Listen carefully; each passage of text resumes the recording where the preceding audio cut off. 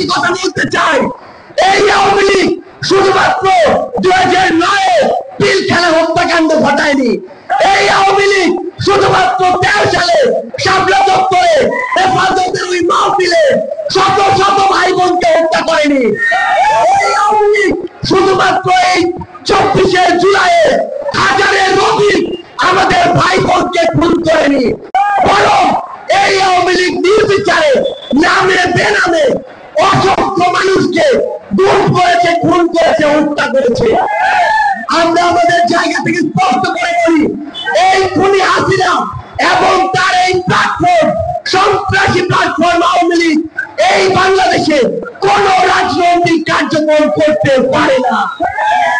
এই আওয়ামী লীগ শুধুমাত্র রক্তের উপরে দাঁড়িয়েছিল, ব্যাপারটি এমন নয়। এই আওয়ামী লীগ পুরো বাংলাদেশে জেলার নাম ধরে, ব্যক্তির নাম ধরে, দলের নাম ধরে বৈষম্য করেছে। আপনারা যদি দেখেন, আপনার এই বগুড়া জেলা, যেই জেলায় একটি আন্তর্জাতিক ম্যাচ খেলার স্টেডিয়াম ছিল, সেই জেলা সেই স্টেডিয়ামকে বন্ধ করে দেওয়া হয়েছে। আপনারা যদি দেখেন, আপনাদের এই বগুড়া জেলায় একটি হাসপাতাল ছিল, যেটি দেশের প্রথম সারির একটি হসপিটাল হতে পারত, সেই হসপিটালটিকে দেশের চতুর্থ সারির হাসপাতাল বানানো হয়েছে। এই হসপিটালে উন্নত যন্ত্রপাতি তো দেওয়ার কথা, বরং এখান থেকে ফিরিয়ে নিয়ে যাওয়া হয়েছে। আপনার এই বগুড়া পুরো উত্তরবঙ্গে শুধু প্রবেশদ্বার নয়, বরং এই বগুড়া উত্তরবঙ্গের 3টি গুরুত্বপূর্ণ শহরের মধ্যে একটি। এই বগুড়ায় একটি বিমানবন্দর জনগণের জন্য হতে পারত, সেটিকে তারা কুক্ষিগত করে রেখেছে।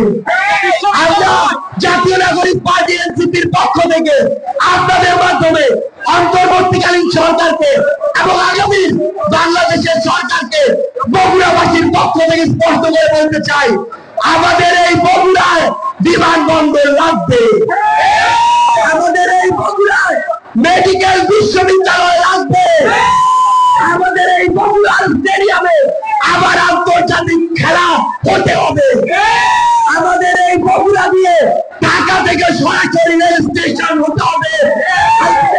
বগুড়ার মানুষ সান্তার হয়ে 100 কিলোমিটার ঘুরে আসতে চায় না।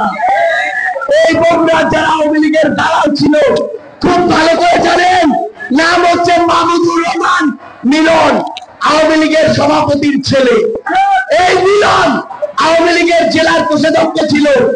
এই মিলন এই শহরের গুরুত্বপূর্ণ যে স্থাপনা, 100 বছরের ওই প্যালেস, সেটি দখল করেছে। এই মিলন সনাতন ধর্মাবলম্বী ভাই বোনদের জায়গা দখল করে ব্যাংক বানিয়েছে।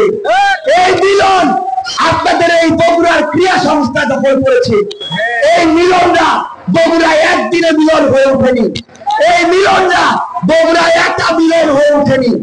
যাদেরকে কেন্দ্র করে এই বগুড়াতে শত শত বিভিন্ন রাজনৈতিক দলের ভাই বোনদের উপরে যুগের পর যুগ ধরে অত্যাচার চালানো হয়েছে, সেসব দালালদেরকে বিচারের আওতায় আনতে হবে।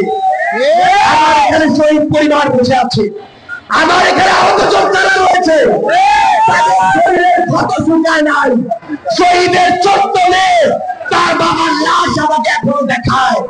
সেই খুনিদের বিচার হওয়ার পূর্ব পর্যন্ত কিভাবে এই বাংলাদেশে আওয়ামী লীগের নাম নেওয়া হয়।